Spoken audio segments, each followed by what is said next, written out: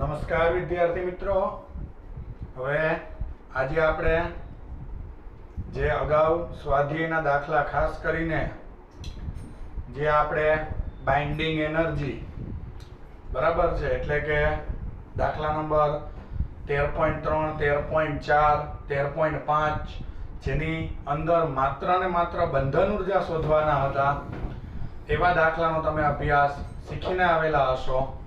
આજના આ વિડીયોમાં આપણે નવા દાખલાની એટલે કે હવે આપણે દાખલા નંબર 13.5 સુધી ગયા લેક્ચરમાં પૂરું કરેલું હશે. ઓકે, આજના લેક્ચરમાં દાખલા નંબર 13.6 થી આપણે શરૂઆત કરવાની છે. ચાલો તો આપણે સ્વાધ્યાયનો 13.6 દાખલાથી શરૂ કરીશું. સ્વાધ્યાયનો 13.6 દાખલો આપણને શું કહે છે? આપણે રકમ વાંચીએ એમાં એવું લખેલું છે પ્રક્રિયા સમીકરણ લખો. આનો અર્થ શું? પ્રક્રિયા સમીકરણ લખો એટલે શું? તો આપણે આ પ્રશ્નોમાં એમસીક્યુ ટાઈપ છે, ઘણા બધા એમાં અલગ અલગ વેરાયટીના તમને જે છે એ સમીકરણ આપેલા હશે. એમાંથી જે ઉત્સર્જન કે ઉત્સર્જન કરો તો પરિણામી નિપજ શું બને એ આપણો મેઇન ટાર્ગેટ હોય. ઓકે, જો કેવી રીતના પહેલું અહીંયા લખેલું છે. પહેલો પ્રશ્ન છે પરમાણુ દળાંક આ ઉપર જે હોય 226 અને 86 ક્રમાંક ધરાવતું તત્વ એટલે કે Ra એટલે રેડિયમ. ઓકે, રેડિયમનો આલ્ફા ક્ષય સમજાવો.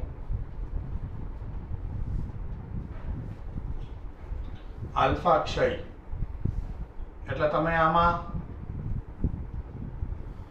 આલ્ફા કિરણોને બહાર કાઢી અને એનું સમીકરણ બનાવવાનું છે. ઓકે, જો હું આલ્ફા ક્ષય બતાવું તો આનો આલ્ફા ક્ષય એટલે અહીં આન્સર લખીએ.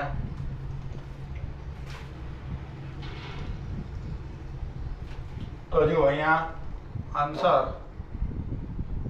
આલ્ફા ક્ષય કરવો છે તો પહેલા પ્રક્રિયક જેવી લખી નાખવાનું 226 86 Ra આ નિપજ. ચાલો આલ્ફા કિરણો બહાર કાઢીએ વિદ્યાર્થી મિત્રો.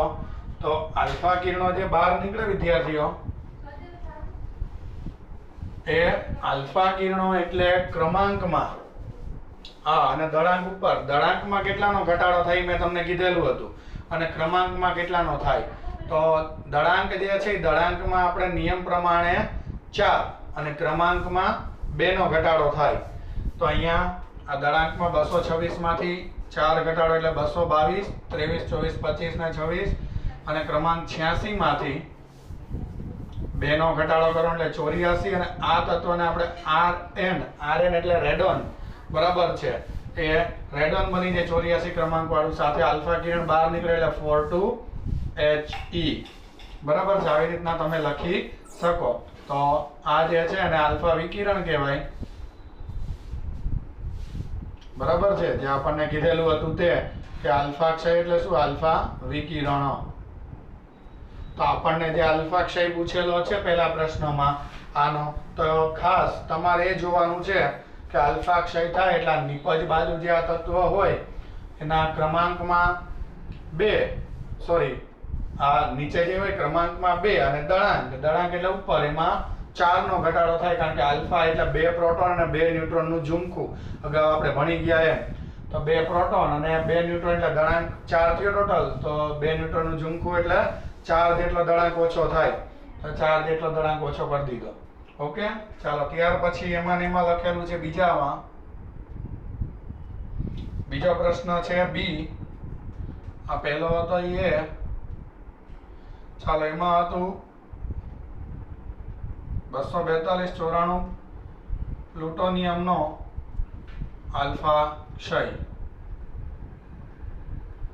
ચાલો ફરીથી આની માટે પણ કયું ક્ષય પૂછ્યો છે? આલ્ફા. તો જો આ તત્વ લખી નાખવાનું પહેલા 24294 પ્લુટોનિયમ. ચાલો આલ્ફા ક્ષય થાય એટલે હમણાં જ સમજાવ્યું એમ દળાંકમાં 4 નો 238 થઈ જાય. 4 કાઢો એટલે 38, 39, 40, 41 ને 42 એટલે 38, 94 એટલે ક્રમાંકમાં 2 નો એટલે 92 થઈ જાય. 92 92. ઓકે, હવે દળાંકમાં આ રીતના, તો આ 92 ક્રમાંક વાળી તો તમને તત્વનું નામ ખબર જ હોય, યુરેનિયમ, અને આલ્ફા કિરણ બહાર નીકળે એટલે 4,2He. આલ્ફા કિરણ એટલે એને 4,2He લખીએ છીએ.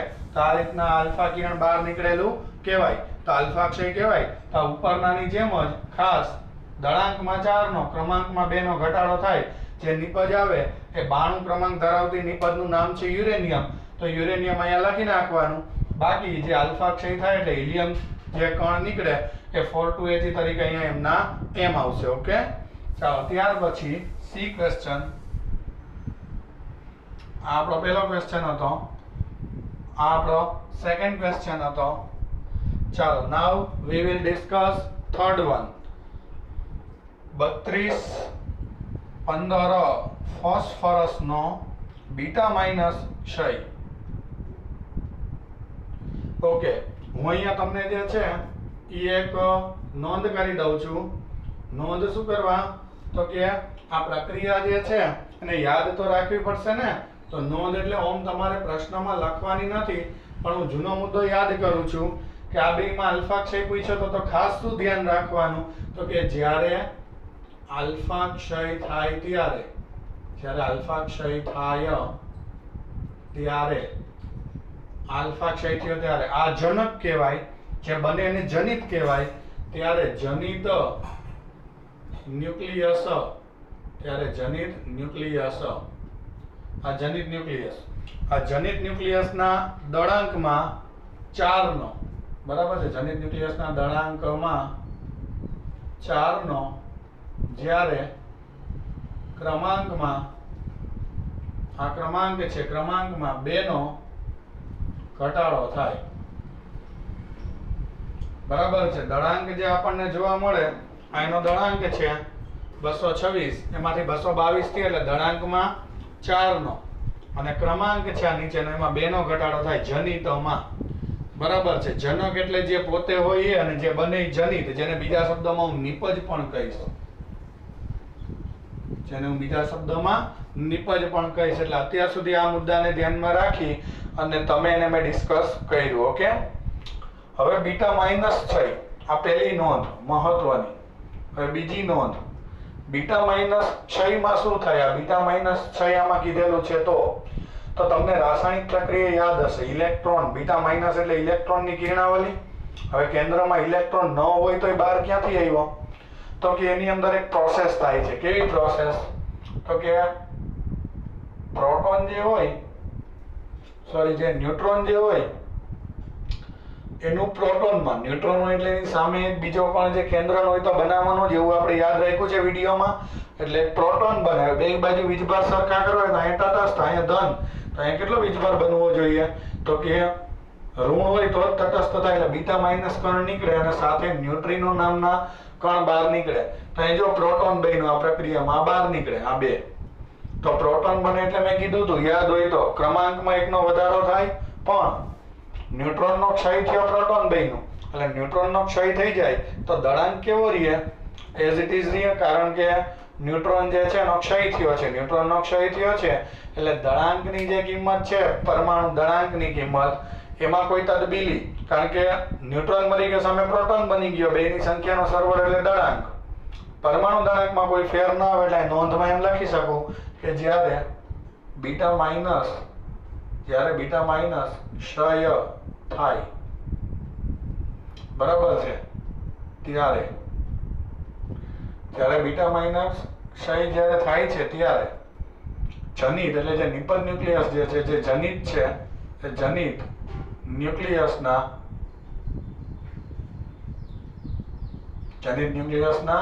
જે દળાંક જે છે એ દળાંકમાં ફેરફાર ન થાય, જ્યારે ક્રમાંકમાં કેટલાનો વધારો થતો હતો? જ્યારે ક્રમાંકમાં 1 નો વધારો થાય. ઓકે, ચાલો અહીંયા પ્રક્રિયાનું સમીકરણ લખીએ. જો આ 32:15 ફોસ્ફરસ, તો નિપજ જે બને, જનિત જે બને, એના ક્રમાંકમાં 15 માંથી 1 નો વધારો એટલે 16 કરી દેવાનું. ઓકે, અને 32 નું 32 જે છે દળાંક એમનો એમ રાખવાનો, તો આ 32 એમના એમ, ક્રમાંકમાં 1 નો વધારો, અને જેનો 16 ક્રમાંક છે hydrogen, helium, lithium, beryllium, boron, carbon, એવી રીતના તમે જુઓ તો તમને 11મું તત્વ સોડિયમ, બરાબર છે, એવી રીતના 12મું મેગ્નેશિયમ, 13મું એલ્યુમિનિયમ, એવી રીતના તમે આગળ વધો, 15મું ફોસ્ફરસ, તો 16મું સલ્ફર આવે, તો ક્રમાંક 16 હોય એટલે સલ્ફર, બરાબર છે, તો S. અને કારણ કે ક્રમાંક એક વધી જાય, ખાસ ધ્યાનમાં લેવાનું.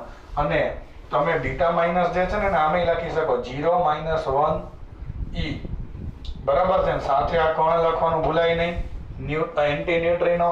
અને આને અથવા કરીને જો આ સિમ્બોલ ન ગમે તો બીટા માઇનસ લખો તો એ મને કોઈ તકલીફ નથી, બરાબર છે. અથવા કરીને આ સિમ્બોલ ન ગમે તો બીટા માઇનસ લખો તો કોઈ તકલીફ નથી, પણ બીટા માઇનસ એટલે ઇલેક્ટ્રોન, ખાસ યાદ રાખજો. અને આ કયો કોણ? Anti neutrino. ઓકે, તો તમને જે મેં વાત કરી મુજબ આ બીટા માઇનસ ક્ષય થઈ ગયો, એને જે પ્રશ્ન મને પૂછ્યો તો એ મુજબ આ કયો ક્ષય મેં ભણાવી દીધો? Beta minus. ઓકે, ચાલો, now we will discuss about next. આ જ પ્રશ્નમાં આના પછી જે આપેલું છે એનું ડિસ્કસ કરીએ. તો આ બીટા માઇનસ ક્ષય થઈ ગયો. ત્યાર પછી ડી ક્વેશ્ચન ની અંદર આપણને ક્ષય પૂછેલો છે 210 બિસ્મથ નો બીટા માઇનસ ક્ષય. આ ક્વેશ્ચન છે એટલે આમાંથી પણ બીટા માઇનસ કિરણ બહાર કાઢવાના. ચાલો કાઢો છે બીટા માઇનસ કિરણ એટલે 21083 બિસ્મથ માંથી. જો બીટા માઇનસ એટલે આ જ નિયમ કે દળાંક એમનો એમ રે એટલે 210 એમનો એમ, ક્રમાંકમાં એકનો વધારો એટલે 84 વાળો પ્લોએક્ટિનિયમ. તો આપણે જે છે એ પીઓ પ્લોએક્ટિનિયમ, પીયુ એટલે પ્લુટોનિયમ, આ પ્લોએક્ટિનિયમ પીઓ તત્વ બને 84 વાળું. ચાલો અહીંયા ઇલેક્ટ્રોન એટલે 0 - 1 E, અથવા તો મેં કીધું એમ બીટા માઇનસ લખો તોય ચાલશે, ઓર કરીને એની જગ્યાએ. અને સાથે આ કોણ? Anti neutrino. જે મેં લખ્યું હતું એવું પછી દર વખતે નહીં લખું, તમારે સમજી જવાનું કે આ એન્ટી ન્યુટ્રિનો જોઈએ બીટા માઇનસ સાથે. ઓકે, તો આપણને જે પૂછ્યું તે મુજબ આ ડી પ્રશ્ન અહીંયા પૂરો. ત્યાર પછી ઈ આપણને પૂછ્યો છે ઈ. ચાલો એની અંદર શું કીધું છે? 11 કાર્બનનો બીટા પ્લસ ક્ષય. નાવ બીટા પ્લસ ક્ષયનો વારો. બીટા પ્લસ એટલે શું વિદ્યાર્થી મિત્રો? તો કે જ્યારે બીટા પ્લસ એટલે યાદ છે પોઝિટ્રોન, એમાં પોઝિટ્રોન નીકળે. પોઝિટ્રોન ક્ષય થાય ત્યારે નિપજ જે છે જેને જનિત કહેવાય, નિપજ ન્યુક્લિયસના દળાંકમાં શું થાય? તો મેં કીધું હતું નિપજ ન્યુક્લિયસના દળાંકમાં ફેરફાર થતો નથી, પણ દળાંકમાં ફેરફાર ન થાય. જ્યારે ક્રમાંકમાં કેટલાનો વધારો થાય? જ્યારે ક્રમાંકમાં 1 નો વધારો થાય, ઘટાડો તો કે 1 નો ઘટાડો થાય. યાદ છે આ વાત? આજે મુદ્દો ત્રીજો લખ્યો અહીંયા સુધીનો આલ્ફા ક્ષયનો, આ બીટા ક્ષયનો, આ બીટા પ્લસનો. તો બીટા પ્લસમાં તમને યાદ હશે કે આપણે એવું કીધેલું હતું કે કેન્દ્ર હોય એમાં પ્રોટોન હોય, પ્રોટોનમાંથી ન્યુટ્રોન નામનો કણ તો બની જ જાય. સાથે સાથે ન્યુટ્રોન નામનો કણ તો બને જ, એની સાથે હજી શું બને? તો કે બે બાજુ વીજભાર સરખો કરવો હોય તો અહીં તટસ્થ થાય, ધન કરવો હોય તો એવો કણ કયો? તો કે બીટા પ્લસ, જેને કહે પોઝિટ્રોન. અને એની હારે ન્યુટ્રિનો નામના કણ મળે. પ્રોટોનનો ક્ષય થયો, ન્યુટ્રોન બન્યો, તો ઓટોમેટિક તમે એમ કહી શકો કે પ્રોટોનની જગ્યાએ ન્યુટ્રોન બન્યો, તો દળાંકમાં એમનો એમ રહેવાનો વારો છે, જ્યારે ક્રમાંકમાં 1 નો શું થવાનો વારો છે? વધારો થવાનો વારો છે. ઓકે, ઘટાડો થવાનો વારો છે. પ્રોટોનનો નાશ થયો, ન્યુટ્રોન બન્યો એટલે અહીં એવું લખ્યું કે પ્રોટોનની જગ્યાએ ન્યુટ્રોન બની જાય એટલે દળાંક એમનો એમ રહે, પણ પોઝિટ્રોન બહાર કાઢે એટલે પ્રોટોનનું પૂરું થઈ ગયું, ન્યુટ્રોન બન્યો એટલે ક્રમાંક જે હોય એનો એ બદલે. ઓકે, ચાલો, તો એ બાબતે અહીંયા આપણે રજૂ કરીએ આને, આ ક્ષયને.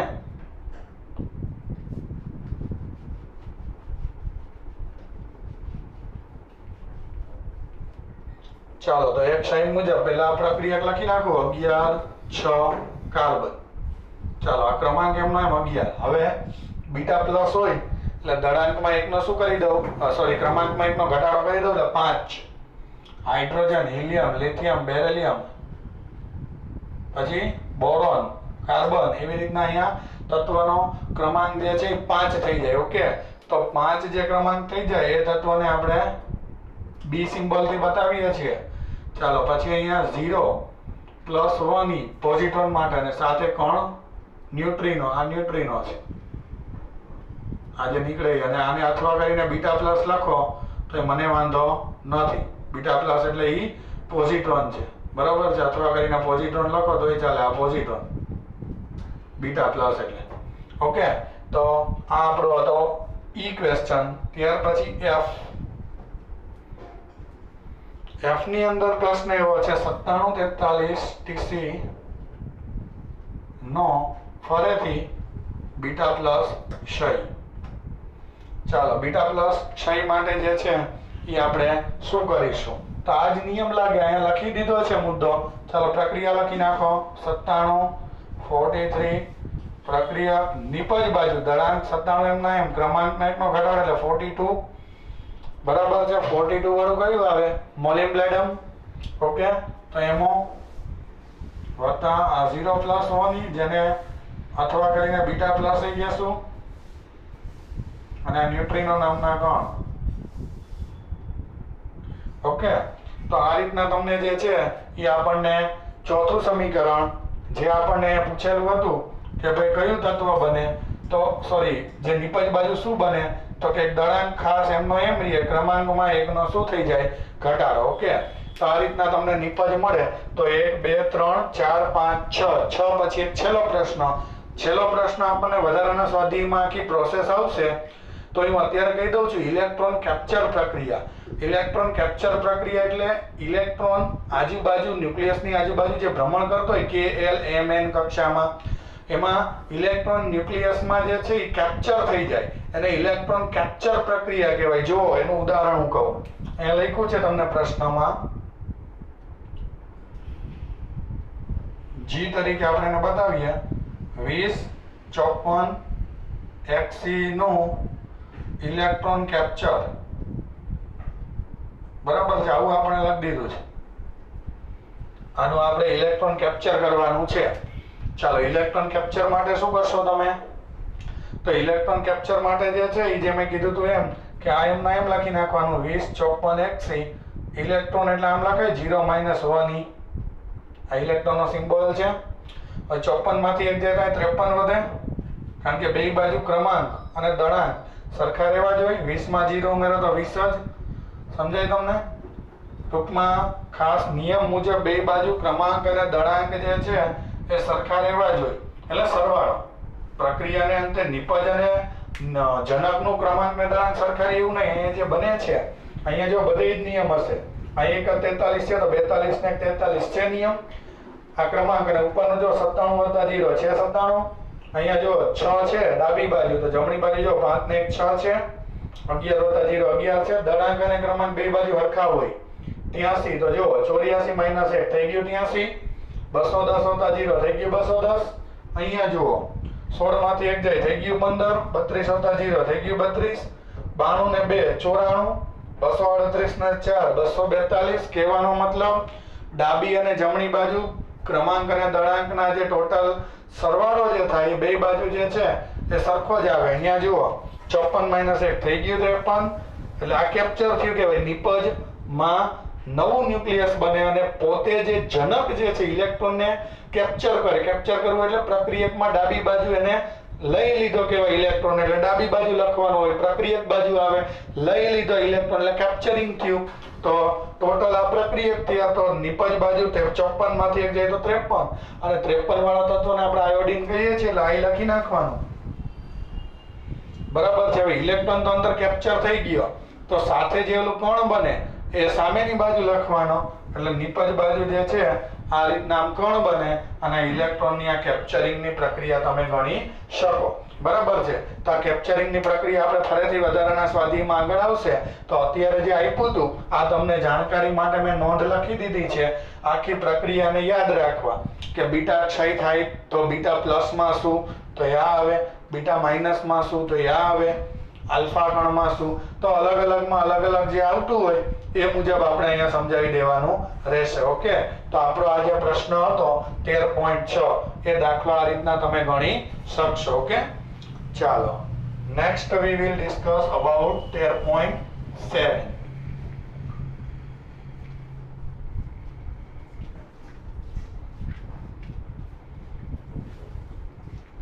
Now 13.7 you can read, then understand what you say.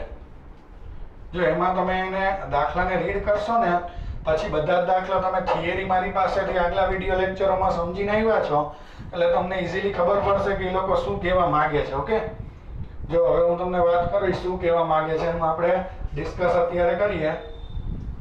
શું છે એ આપણને ખ્યાલ આવી જશે. તો આપણે એક વખત જોઈ લઈએ એની રકમ.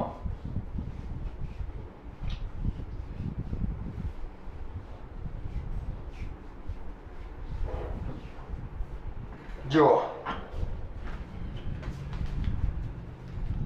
13.7 સ્વાધ્યાયનો 13.7 માં એવું લખેલું છે એક રેડિયો એક્ટિવ સમસ્થાનિકનું અર્ધાયુ T વર્ષ છે. રેડિયો એક્ટિવ, આ ક્વેશ્ચન છે. રેડિયો એક્ટિવ બરાબર છે. કોણ? તો કે સમસ્થાનિક. બરાબર છે. આ નામ છે રેડિયો એક્ટિવ સમસ્થાનિક નું અર્ધાયુ. અર્ધાયુ જે સમય આપણે કહે ને અર્ધાયુ કેટલું છે તો કે T વર્ષ. બરાબર. રેડિયો એક્ટિવ સમસ્થાનિક નું અર્ધાયુ T વર્ષ છે. તેની એક્ટિવિટી મૂળ એક્ટિવિટીના પેલો પ્રશ્ન ફર્સ્ટ વન ઇઝ 3.125%. આટલી થાય. બરાબર છે. સમય કયો તમે કે બીજો ક્યાં? પેલા એક તો ગણો ભાઈ. એક ગણો એટલે બીજો આવડશે. બરાબર છે. પેલા એક વિશે તો વિચારો. આ એક શું કહેવા માંગે છે પ્રશ્નને એ તો નિહાળી લઈએ. આ એકનો મતલબ શું? બરાબર. હવે એને જે પ્રશ્ન પૂછ્યો છે હું એના ઉપર ફોકસ કરું છું. 3.125% મૂળ એક્ટિવિટીના. એટલે આનો મતલબ આવો થયો જે તે સમય એક્ટિવિટીને આપણે T સમય એક્ટિવિટીને n વડે બતાવીએ. આવો પ્રશ્ન થયો. અને હું આ પ્રશ્ન જે છે એને હું સાદુ રૂપના ફોર્મમાં લખું તો આવું થાય કે જે તે બરાબર છે મૂળ એક્ટિવિટીના 3.125%. બરાબર છે. સમય જોઈએ છે, ધ્યાનથી વિચારજો. એટલે જે તે સમય એટલે T હો. જે તે સમય એટલે કે T. બરાબર છે. જે તે સમય એટલે T વખતે એક્ટિવિટી. જે તે સમય એટલે T વખતે એક્ટિવિટી.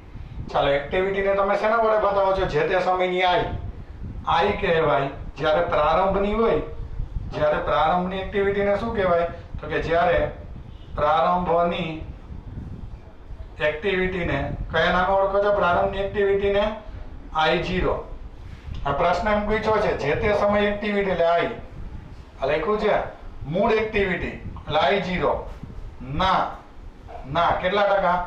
3.125%. ના 3.125%. આવું સ્ટેટમેન્ટ છે. આ શબ્દોમાં જે લખ્યું ને રેડિયો એક્ટિવ સમસ્થાનિકનો અર્ધાયુ T તો એમ ના એમ, પણ તેની એક્ટિવિટી એટલે આ જે તે સમયની એક્ટિવિટીને I વડે બતાવે. આપણે ભણ્યા છે ને આગલા વિડીયોમાં કે વિભાજનનો દર સમય જેમ જેમ ઘટતો જાય એમ એમ ઓછો થતો જાય, કારણ કે અવિભાજિતની સંખ્યા ઉપર આધાર રાખે. ઓકે, તો એ વિભાજનનો દર અવિભાજિતની સંખ્યા ઉપર આધાર રાખે. તો I જે છે એ કોની સંખ્યા થાય? એક્ટિવિટી, વિભાજનનો દર. અને I0 એટલે મૂળ. એના કેટલા ટકા છે? તો કે 3.125%, 3.125%. ઓકે, 3.125% એનું થતું હોય એક્ટિવિટી મૂળ એક્ટિવિટીના.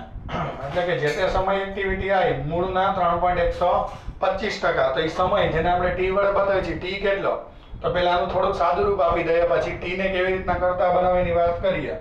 તો જો I બરાબર I0 ના દૂર કરો એટલે 3 ગુણાકાર આવી જાય ને, ટકા દૂર કરો એટલે છેદમાં 100. ઓકે, હવે તમે આનું 100 વડે ડિવિઝન કરો તો આમ બી તમને ખબર પડી જાય પોઈન્ટ કાપવા પડે. ન કરો તો એમના એમ રહેવા દો, મને કોઈમાં તકલીફ નથી. તમે કે શું કરવાનું છે ફાઇનલી કયો અત્યારે I0 ના છેદમાં લઈ લ્યો એટલે I ના છેદમાં I0 બરાબર આમાં 1 પોઈન્ટ કાપો એટલે 0.3 અને 2 કાપો એટલે આવું હોય 0.03 125 આ 100 વડે ભાગો એટલે આપણે રકમમાં આટલું આપ્યું છે બરાબર છે અને આ તે વખતેનો સમય t ગણવાનો છે હવે સમય કઈ રીતના ગણી દેવો તે વખતેનો સમય t now what to do તો આ આપણને એક્ટિવિટીનો ગુણોત્તર આટલો આવી ગયો છે એટલે જે આપણને ડેટા આપ્યો તો ઈ અને આ પ્રારંભની એટલે t બરાબર 0 સમયે અને આ t સમય એક્ટિવિટી i આપણે આ i જે મળે એક્ટિવિટી એ વખતેનો સમય t કેટલો થાય એ t ગણી દેવાનો છે સમજાય તમને પ્રશ્ન તો હવે મારી પાસે આ રીત કરવા માટેના બે વિકલ્પો છે વિકલ્પ નંબર પહેલો એવો છે તમે જાણો છો સૂત્ર i બરાબર I0 e ની માઈનસ લેમ્બડા t આપણે લખાયું હતું ચર ઘાતાંકીય નિયમ જે n માટે લાગે તો એક્ટિવિટી માટે પણ થાય હવે આને છેદમાં જવા દો ચાલો એને આના છેદમાં જવા દો તો શું થશે તો કે i ના છેદમાં I0 equal to e raise to minus lambda t અને e raise to minus lambda t એટલે એના બરાબર n ના છેદમાં n0 લખાય ને કારણ કે n નું સૂત્ર છે ને કે ભૂલી ગયા જો એમ ન સમજાય તો ડાયરેક્ટ આમે કહીએ કે સાહેબ આવું સૂત્ર છે આ યાદ છે સૂત્ર n બરાબર n0 e ની માઈનસ લેમ્બડા t એટલે આના છેદમાં જવા દો એટલે e ની માઈનસ લેમ્બડા t જો વધતું હોય તો એના બરાબર આ n ના છેદમાં n0 બરાબર e ની માઈનસ લેમ્બડા t પણ આ લખાય n ના છેદમાં n0 ઇક્વલ ટુ બરાબર છે તો વચ્ચેનું હવે ભૂલી જાવ તો તમને કહેવાનો મારો અર્થ એ થયો કે i ના છેદમાં I0 બરાબર n ના છેદમાં n0 લખવામાં કોઈ તકલીફ નથી બરાબર છે એટલે આનો જવાબ બે ઇક્વલ આવે બેનો ગુણોત્તર ઇક્વલ આવે વિદ્યાર્થી મિત્રો તો પ્રશ્ન એ છે કે આ આપ્યો છે જવાબ હવે આના બરાબર તો ઇક્વેશન આપણે ઘણા ભણાવ્યા હતા એટલે તમે e રેસ ટુ થી પણ સાદું રૂપ આપો તો મને તકલીફ નથી અને જો આનો બરાબર આમાં લખાય 1/2 રેસ ટુ n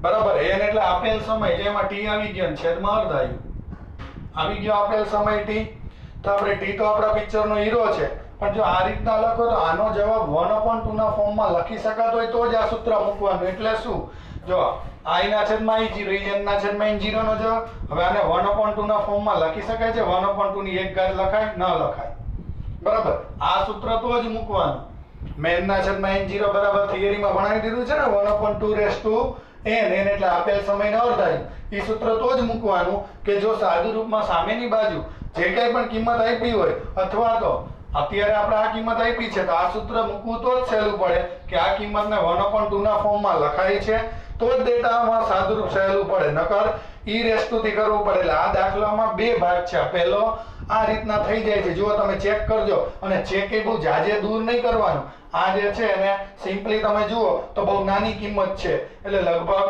1/2 ની 2 ઘાત તો 1/4 તમને શરૂઆતની તો કિંમત ખબર જ હોય 1/2 એટલે 0.5 આ 0.25 પછી 1/2 ની 3 ઘાત કરો બરાબર છે પછી 1/2 ની 4 ઘાત કરો તો તમે 1/2 ની 5 ઘાત કરો તો આઈ થિંક આ જે છે કેલ્ક્યુલેટરમાં ચેક કરી લ્યો 1/2 ની 5 ઘાત એટલે 1/32 1/32 કરો એક્ઝેક્ટ આ થઈ જાય 1/32 જો એક્ઝેક્ટ આવી જાય છે ધેટ મીન્સ આને 1/2 ની 5 ઘાત એટલે કે 1/2 ના ફોર્મમાં લખી શકાય છે જો લખી શકાતું હોય તો 1/2 વાળું ઇક્વેશન મૂકવામાં કોઈ વાંધો નથી તો ચાલો એ જ ઇક્વેશન થી સાદું રૂપ આપીએ હવે ખ્યાલ આવી ગયો કે ભાઈ 1/2 વાળું ઇક્વેશન થી સાદું રૂપ આપવામાં કોઈ અત્યારે દિક્કત મહેસૂસ થતી નથી તો આપી દેવાનું સાદું રૂપ ચાલો તો જોજો તમે અહીંયા 1/2 થી દિક્કત ના આવતી હોય તો સાદું રૂપ દેવામાં કોઈ તકલીફ નથી જો અહીંયા સાદું રૂપ આપો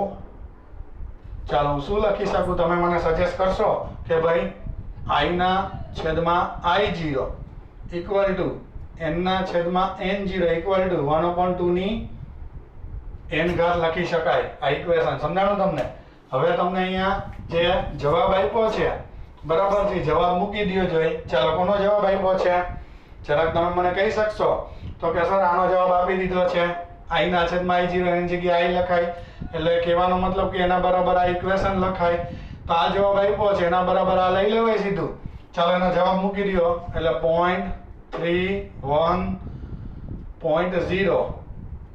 0.3125 ઇક્વલ ટુ 1/2 આપેલ સમય એટલે સ્મોલ t અને અર્ધાયુ એટલે t હાફ સ્મોલ n એટલે આપણને ખબર છે ને જ્યાં સ્મોલ n એટલે આપેલ સમયના છેદમાં અર્ધાયુ. આ બધું યાદ રાખવાનું છે. આપેલ સમયના છેદમાં અર્ધાયુ સમય. ચાલો મેં ઇક્વેશન લખી નાખ્યો. ઓકે, હવે ખાલી તમારે શું કરવાનું છે, તો આને કયા ફોર્મમાં લખી શકાય, તો આને આમ લખી શકાય 1/2 ની 5 ઘાત, હમણાં જે મેં કીધું એમ, ઇક્વલ ટુ આ 1/2 ની સ્મોલ t તો હાફ અર્ધાયુ સમય. જો ઘાત સરખી આધાર સરખો તો ડાયરેક્ટ આ સામસામે ઇક્વેશનને સરખાવી શકાય. તો 5 ઇક્વલ ટુ આપેલ સમય ગુણ્યા અર્ધાયુ સમય.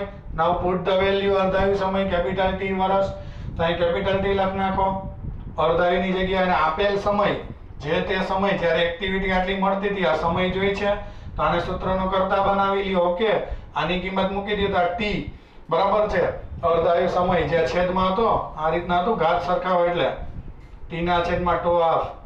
Okay, now put the value, આની વેલ્યુ મૂકો.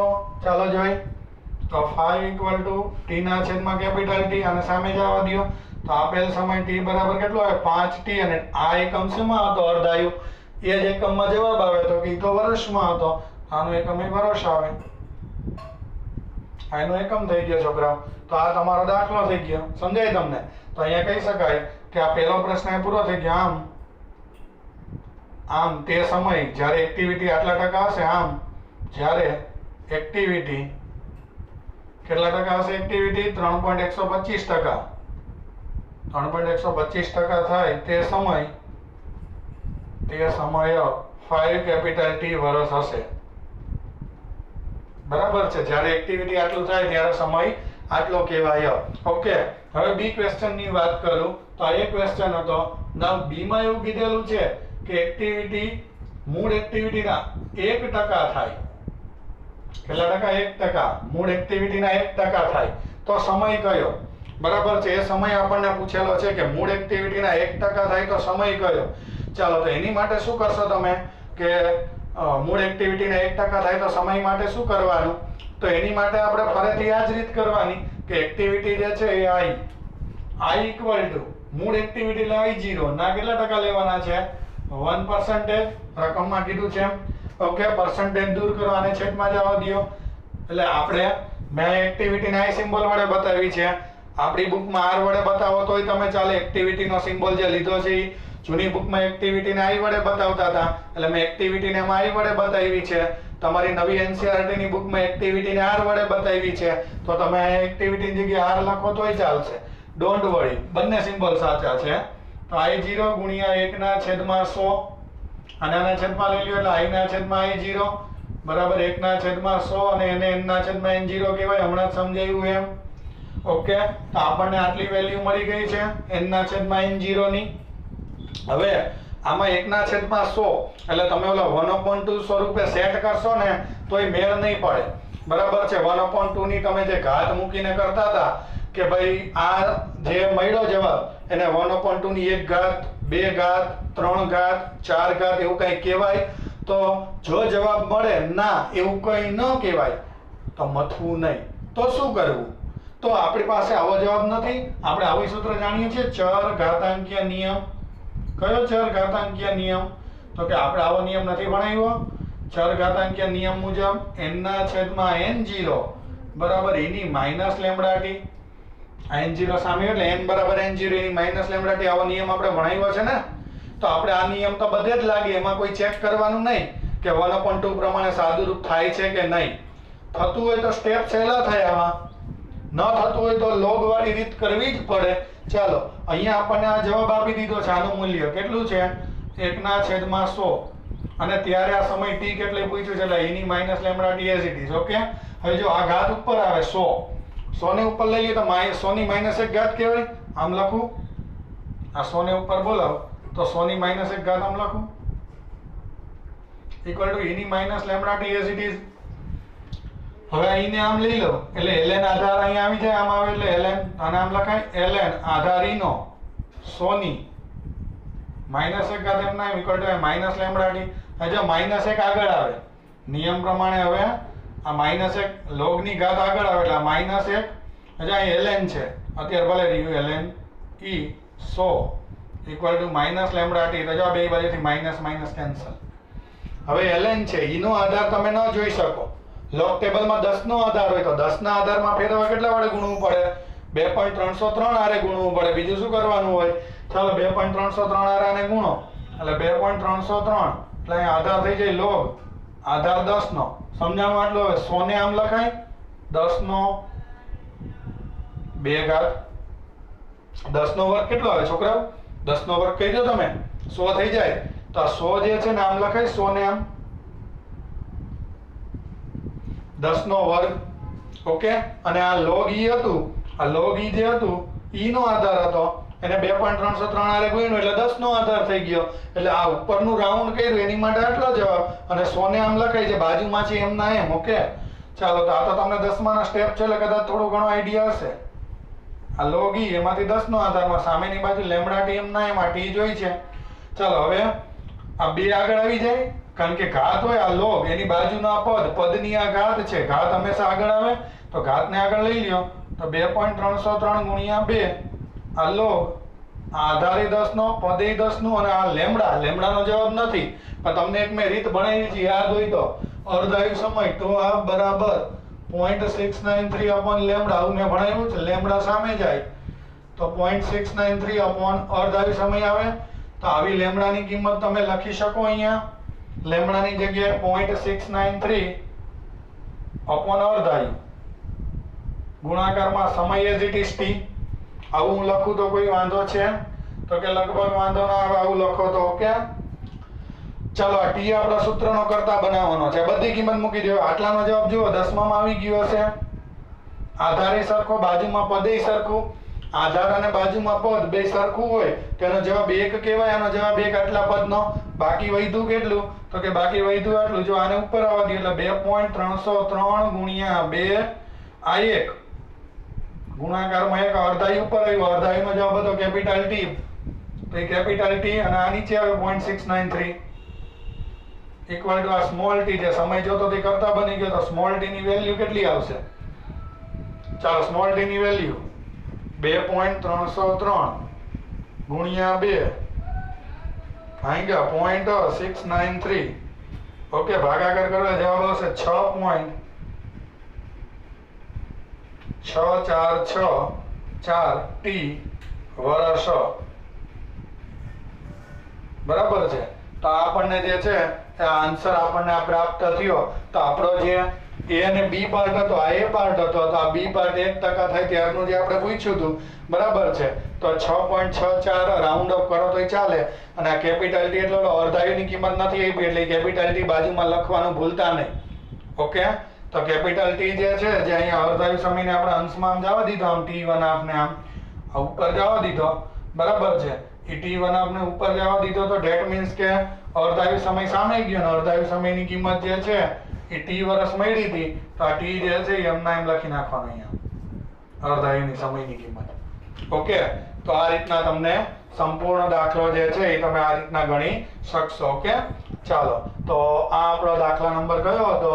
13.7. ઓકે. જે અહીંયા આપણે સમાપ્ત કરી દીધો છે. તો હવે આપણે નવા દાખલાની વાત કરીએ. બરાબર છે.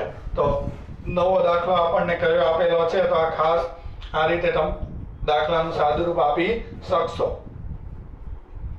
ચાલો ત્યાર પછીના દાખલાની વાત કરીએ.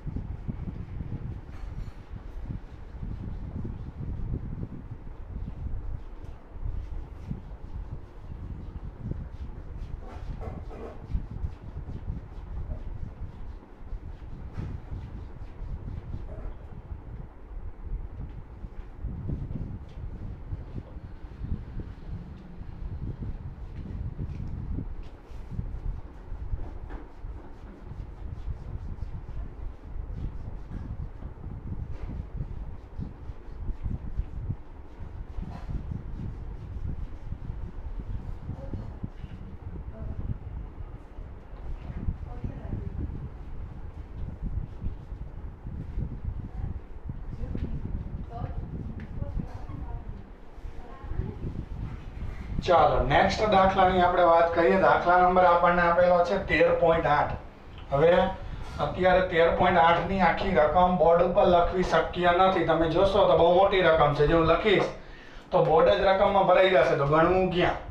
પણ એનો રકમ હું તમને સમજાવી દઉં. અહીંયા મહત્વનો આપણે ડેટા લખીશું ખાલી સ્વાધ્યાયના 13.8 દાખલાનો.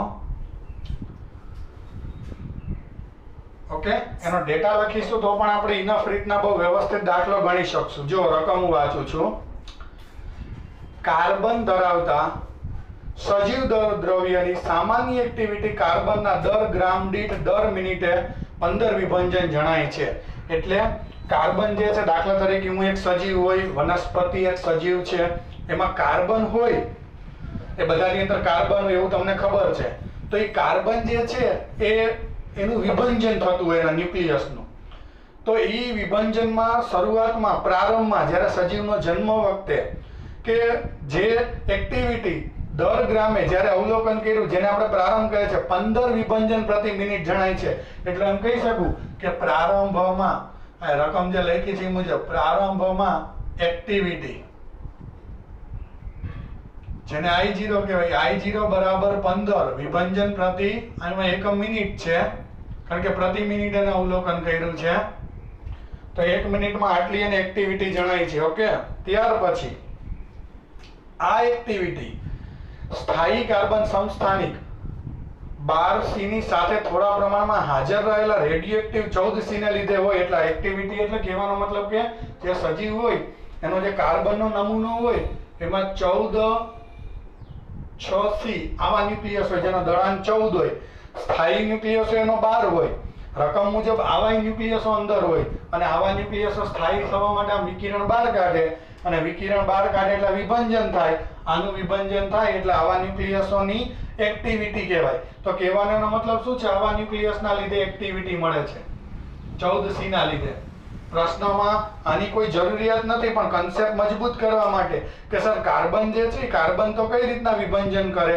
તો કાર્બનનું વિભંજન થવાનું કારણ એના બીજી વેરાયટી વાળા ન્યુક્લિયસ 14C વાળા, જે 14 દળાંક ક્રમાંક 6 ધરાવતા હોય એવા ન્યુક્લિયસના લીધે વિભંજન થતું હોય. અને એની માટેનો આ ડેટા છે. દરેક સજીવમાં આવા કુદરતે આપણને આપેલા હોય. એટલે કાર્બન ડેટિંગ, તમે પ્રોસેસનું જો નામ સાંભળ્યું હોય તો એ આ છે. જો એમાં લખ્યું છે, જ્યારે સજીવ મૃત્યુ પામે છે ત્યારે તેની વાતાવરણ સાથેની આંતરક્રિયા બંધ થઈ જાય. સજીવ મૃત્યુ થાય એટલે વાતાવરણ હારેનો સંબંધ તૂટી જાય, ન એને શ્વાસોશ્વાસ લેવાનો થાય, વાતાવરણની કોઈ જરૂર નથી મરેલા સજીવ માટે, વાતાવરણ હારે આંતરક્રિયા બંધ થાય અને તેની એક્ટિવિટી ઘટવાની શરૂઆત થાય. એટલે જે કિરણો બહાર કાઢવાનો જે દર જે છે, મેં તમને કીધું હતું ધીમે ધીમે ઓછો થતો જાય. તો એનો દર જે છે ઓછો થઈ જાય છે સજીવ જે છે એના નમૂનાનો. 14C જેમાંથી આ કિરણો બહાર નીકળે છે એનો અર્ધાયુ આપ્યો છે, જે લખી નાખીએ અર્ધાયુ સમય. અર્ધાયુ જેને T1 કહેશું અથવા T1/2. કેટલા વર્ષ લખું? તો કે અર્ધાયુ સમય લખો ને 57-30 વર્ષ. આટલો અર્ધાયુ સમય લઈ લ્યો એ કે.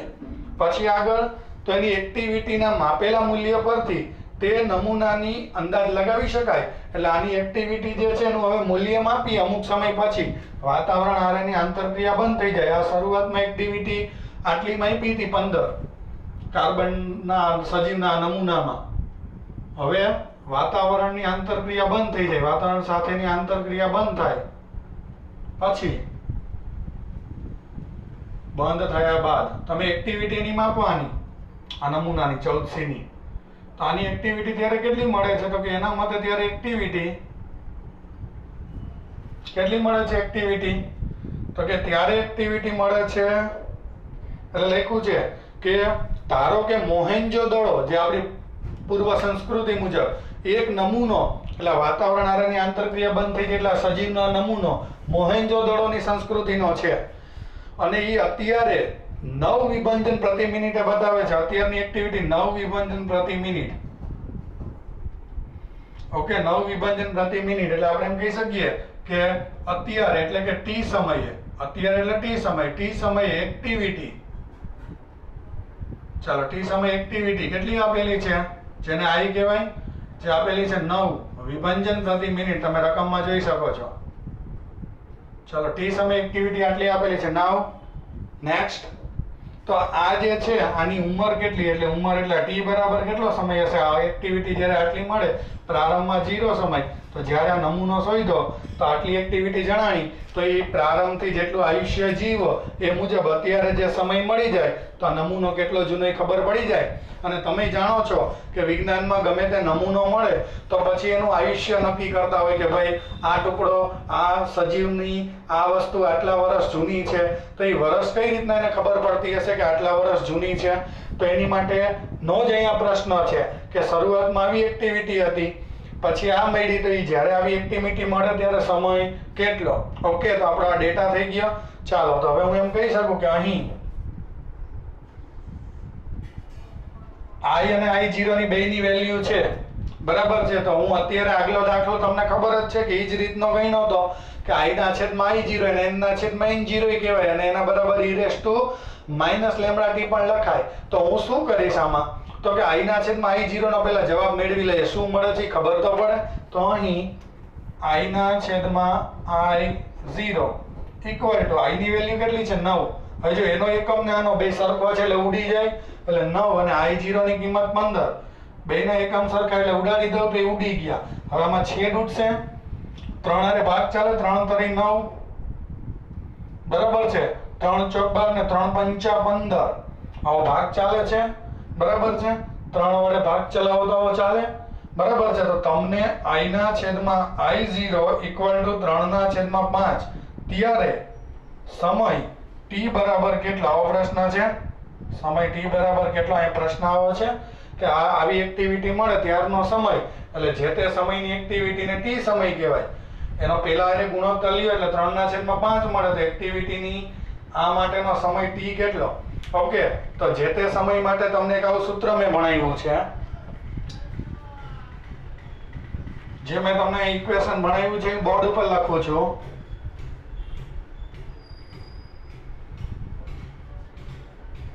જો ઇક્વેશન આવું છે, i ના છેદમાં i0 ઇક્વલ ટુ n ના છેદમાં n0 equal to e raise to minus lambda t. Okay, equation આવું મેં તમને શીખડાવેલું છે. હવે આ જે છે આ t આપણે જોઈએ છે આ સમય, અને આનો જવાબ આપ્યો છે જે તે સમયની એક્ટિવિટીનો, બરાબર. તો એ મૂકી દઈએ, ઇક્વલ ટુ એમ ના એમ રાખીએ. સાદું રૂપને અંતે આનો જવાબ મેળવવા માટે શું કરીએ? પ્રયત્ન કરીએ. સમજાય તમને? એનો જે જવાબ આપણને પૂછ્યો છે આટલું આપ્યું જ છે રકમ મુજબ. ઓકે, તો આ કિંમત મૂકતા, ચાલો કિંમત મૂકતા મૂકી દઉં કિંમત. ચાલો, તો કિંમત અહીં i ના છેદમાં i0 ની 3 ના છેદમાં 5 ઇક્વલ ટુ સામેની બાજુ શું પદ હતું? ગમે તે એક લખાય, raise to minus lambda t. હવે આવું થાય આગલા દાખલા જેમ જ. હવે ત્યારે t ને કરતા બનાવવાનો છે. ઓકે, વન્સ અગેન અહીંયા જે છે એ તમે ધ્યાનથી જુઓ તો અહીંયા માઇનસ ઘાત છે. ઓકે, હવે આ માઇનસ નું શું કરવું? તો માઇનસ ઘાત પેલા દૂર કરવા માટે આપણે તમને ખબર હોય એવું કરતા આને ઉપર જવા દઈએ, એટલે એની માઇનસ ઘાત થઈ જાય. અહીંયા ઉપર હોય એક ઘાત, નીચે જાય એટલે એની માઇનસ થઈ જાય, સ્થાન બદલો. એટલે કહેવાનો મતલબ શું છે? જો આને આમ લખું 5/3 એની માઇનસ એક ઘાત લખાય. ટૂંકમાં પદ જે છે એને ઉલટાવો. દાખલા તરીકે 1/10 હોય, ઉલટાવો એટલે 10 લખો તો એની માઇનસ એક ઘાત લખવી પડે નિયમ પ્રમાણે. એવી રીતના 5/3 હોય તો એને ઉલટાવો એટલે ઉપર મોકલી દો તો એની કેવી ઘાત લખવી પડે? -1. અને આ minus lambda e raise to minus lambda as it is, અને આ tm ના એમ. સમજાય? એટલે મેં અહીંયા ખાલી ઉલટાવ્યું છે. ઉલટાવો એટલે ઘાત અહીંયા કાંઈ નહીં એટલે એક ઘાત કહેવાય. અત્યારે ઉલટાવો એને તો માઇનસ એક ઘાત થઈ જાય. મેથેમેટિક્સ નો સિમ્પલ રૂલ્સ છે જે કદાચ તમને ખબર જ હોવી જોઈએ. ચાલો, હવે તમારે શું કરવાનું છે? હવે અહીંયા આ e ગયા દાખલાની જેમ e આ બાજુ આવે તો મેં તમને ભણાવ્યું છે e આ બાજુ આવે તો હવે ટૂંકમાં તમારે શું થઈ જાય? e આ બાજુ આવે તો ln થઈ જાય. ચાલો, અહીં ln આધાર e નો આ 5/3 ની માઇનસ એક ઘાત એઝ ઇટ ઇઝ, અને આ માઇનસ લેમ્બડા t વધ્યું. નિયમ પ્રમાણે ઘાત આગળ આવે ln ની, તો ઘાતને આગળ બોલાવી લ્યો એટલે -1 આ ln આધાર e નો એમ ના એમ 5/3 as it is equal two minus lambda t. Now minus minus is cancel. Okay, chalo, minus minus is cancel. Then what to do? Now we will require converted ln નો જે આધાર e છે અને 10th ના આધારમાં convert કરવાની જરૂરિયાત છે. 10 ના આધારમાં convert કરવું હોય તો તમને નિયમ ખબર જ છે. કેટલા હારે ગુણવાનું? 2.303 હારે, એટલે log આધાર કેટલાનો થઈ જાય? 10 નો, અને બાજુમાં પદ એમ ના એમ ને સામેની બાજુ લેમડા અને સમય tm ના એમ થાય. આ રીતના. ઓકે, હવે અહીંયા તમે જોઈ શકો છો કે લેમડા જે છે, આ લેમડાની વેલ્યુ આપણે અહીંયા જે છે એ ન આપી હોય, અર્ધાયુ આપ્યો હોય, પણ ચાલે ને? લેમડાની વેલ્યુ તમે શેમાં ફેરવી શકો? તો અર્ધાયુ સમયમાં ફેરવી શકો. આપણે આવું જાણીએ છીએ કે તો half equal to 0.693 upon lambda, બરાબર છે. નાવ લેમડાને કરતા બનાવો તો આવું તમે વર્ષોથી લખો જ છો, તો આવું અહીંયા લખી શકાય આની જગ્યાએ. તો ચાલો વેલ્યુ મૂકો. હવે આ log નો સાદુરૂપ આપી દેવાનું છે. 2.303 log આધાર 10. હવે 5/3 કરો છો LC માં, તો આનું સાદુરૂપ આપું છું, તમે મારી સાથે રહેજો. 5/3. નાવ આન્સર 1.666 એટલે 1.667 કરી નાખું છું. ઓકે, ઇક્વલ ટુ લેમ્બડાની વેલ્યુ કેટલી આવી? 0.693 અપોન તો half into small t time, સમય. ઓકે, આ t we want to required, બરાબર છે. આ સમય આપણે ફાઇન્ડ કરવો છે. ચાલો અર્ધાયુ સમયને સામે જવા દે. log નો જવાબ કેટલો આવે? આનો જવાબ તમને ખબર હશે, ન આવડે તો log ટેબલમાં જોઈ લેવું. log ટેબલમાં આનો જવાબ તમને આવશે 0.2218, અને ઉપર લઈ લો અર્ધાયુને, અને આ 0.693 ને છેદમાં જ આવવા દો. ઇક્વલ ટુ આ સમય કરતા બની જાય. જે આપણે જોઈએ છે તે આ સમય, કયા સમય આવી એક્ટિવિટી મળે 9, એ સમય એટલો નમૂનો જૂનો કહેવાય. અર્ધાયુની કિંમત મૂકી દો. કેટલી છે? 57-30 વર્ષ આની કિંમત. ચાલો તો આ 2.303 એઝ ઇટ ઇઝ ગુણ્યા 0.2218 ગુણ્યા આની કિંમત મૂકી દો 57-30 છેદમાં 0.693 as it is equal to small t equation નો કરતા. ચાલો કેલ્ક્યુલેટરમાં આનું સાદુરૂપ આપો. 2.303 ગુણ્યા 0.2218 ગુણ્યા 57-30 ડિવાઇડેડ બાય 0.693. ઓકે, તો સાદુરૂપનો જવાબ આવે છે 22-23.54. સ્મોલ t બરાબર 22-23.54 અને એકમ એનો આવે વર્ષ, બરાબર છે. તો આ એકમ, કારણ કે અર્ધાયુનો જે હતો એ જ આનો એકમ આવે. તો આ નમૂનો તમે જુઓ, સાદુરૂપને અંતે આપણને જે એને જવાબ જે છે, આપણને જે એને જવાબ મોકલેલો છે, બરાબર છે. તો એક મિનિટ અહીંયા આપણે સાદુરૂપમાંથી જોઈ લઈએ કે અહીંયા આપણે ભૂલ તો નથી થઈ રહી ને, તો આપણને ખ્યાલ આવી જાય કે આપણે ભૂલ ક્યાંય થતી હોય તો વેરીફાઈ એક વખત કરવું જરૂરી છે.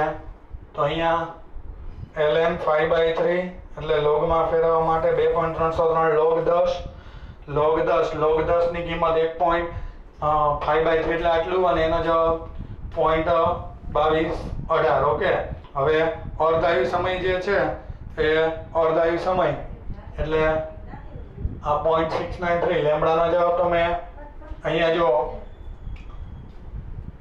લેમ્બડાનો જવાબ આ છે એટલે સામેની બાજુ અહીંયા જાય આ છેદમાં. ઓકે, હવે આપણે એનું સાદુરૂપ આપવાનું છે, બાકી તો સ્ટેપ બરાબર છે. ઓકે, ચાલો તો હું આનું સાદુરૂપ આપવાની વાત કરતો હતો. બાય મિસ્ટેક અહીંયા મારે સાદુરૂપ લખવામાં ભૂલ થઈ છે. જો હું ફરીથી એક વખત આનું સાદુરૂપ આપું તો 2.303 2.303 ઇન્ટુ 0.2218. ઓકે, 0.2218 ગુણ્યા 57-30. ઓકે, અને divided by 0.693. Then answer is 422. By mistake આગળ 2 લખાઈ ગયું હતું, બીજું કાંઈ નથી મિસ્ટેક. 0.54. ઓકે, અહીંયા બાય મિસ્ટેક 2 લખાઈ ગયું હતું, પણ એ તો જે છે સાદુરૂપ તમે આપો એટલે આટલો આન્સર આવવો જોઈએ. સાદુરૂપમાં આપ્યું એટલે તો આ નમૂનો અને અર્ધાયુનો એકમ વર્ષ હતો, તો આનો એ વર્ષ એકમ આવે. તો આ નમૂનો કેટલા વર્ષ જૂનો થયો? જે તમને મોહેન્જો-દડોની સંસ્કૃતિમાંથી જે સજીવનો નમૂનો મળ્યો હતો, તો વર્ષ જુઓ 4223.54, એટલે લગભગ 4200 વર્ષ પહેલાનો એ નમૂનો હશે. આજથી 4200 વર્ષ, એટલે બહુ જૂનો કહેવાય. તો આટલો જૂનો એ નમૂનો હશે તો આ દાખલામાં આપણે નમૂનો જે છે એ કેટલા વર્ષ જૂનો એ શોધી આપવાનો હતો. તો અહીંયા મેં સાદુરૂપને અંતે તમને નમૂનો કેટલા વર્ષ જૂનો એ આપણે તમને સમજૂતી આપી, બરાબર છે. તો ખાસ આ રીતના એ સમય જે આપણને કેટલા વર્ષ જૂનો નમૂનો એ સમજાવતો હતો, તો એ દાખલો અહીંયા આપણે શું કરી દીધો વિદ્યાર્થી મિત્રો, પૂરો કર્યો. Okay, thank you.